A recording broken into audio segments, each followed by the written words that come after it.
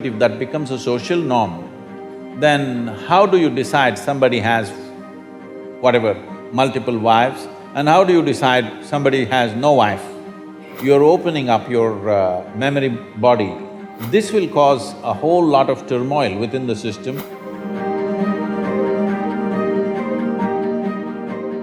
Sadhguru, my next question for you is, why can't one husband be with multiple women and one woman or a wife can be with multiple husbands in today's society among consenting adults? And what impact do these people have when they're involved in such relationships? See, body is the front end for every other creature on this planet. The only reason this creature is dominating this planet is not because we have the best body. You're not comparable to an elephant or a tiger or anything for that matter, you're not even as good as a buffalo.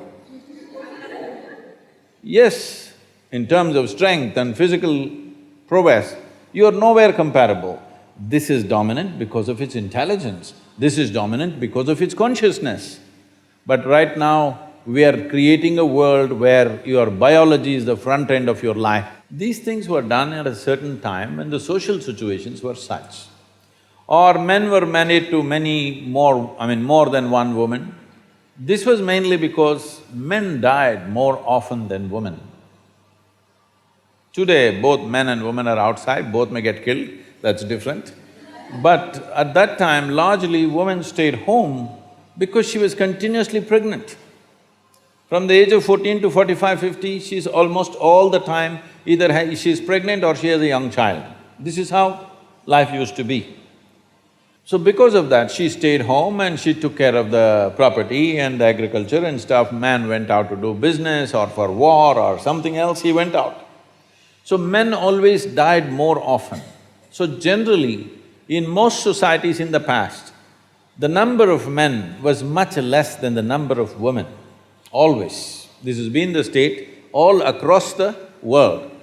So naturally, when so many women were there, they needed care and they needed support in the society, and those days a woman could not exist by herself. Unless she's protected by a male partner, it would be very difficult for her to exist by herself because she would be exploited in so many different ways. So always they attached themselves. So naturally a man ended up having 2, 3 women because the population ratio was like that. But now largely it's leveled out. If that becomes a social norm, then how do you decide somebody has whatever, multiple wives, and how do you decide somebody has no wife? This will become a social, collision, it'll become. It'll become lot of problems in the society because we may act civilized. I'm very particular, I'm very clear about saying we act civilized, but when we are denied basic things that we need, all our civilization evaporates and we will behave like animals. Yes or no? So, when fundamentals are denied, people will go flashing. So, that's not going to work in today's world.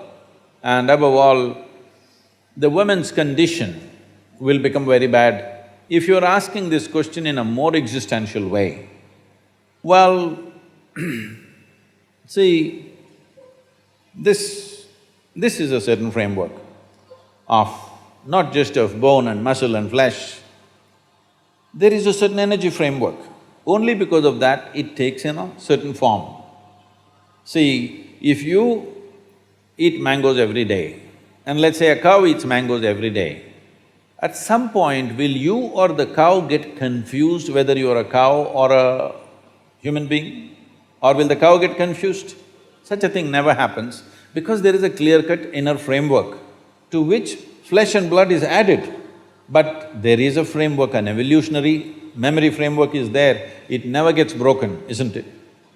So in this framework, how strong you keep this framework, how much integrity is there to this energy framework will determine many things about your life, many aspects of your life. Especially if you want to raise this life to another level of function, it's very important you maintain this integrity. This is why, irrespective of which religion, which spiritual process, if people want to raise them till to a certain point, first thing they will talk about is becoming monks or brahmacharis or sannyasis, because the idea is to create such a level of integrity that this is a whole life by itself, that it doesn't lean on anything else for support, either for physical well-being or emotional well-being or psychological companionship. It doesn't lean on anything, it stands by itself because you want to take it somewhere else. If you want normal function, these things are not necessary. Now you want to become a rocket which breaks through a certain dimension of space. Now you need to be in a different level of force and integrity, otherwise it'll crack up. So you don't want to open your body to anything, and especially opening to multiple partners has its own negativity in that context.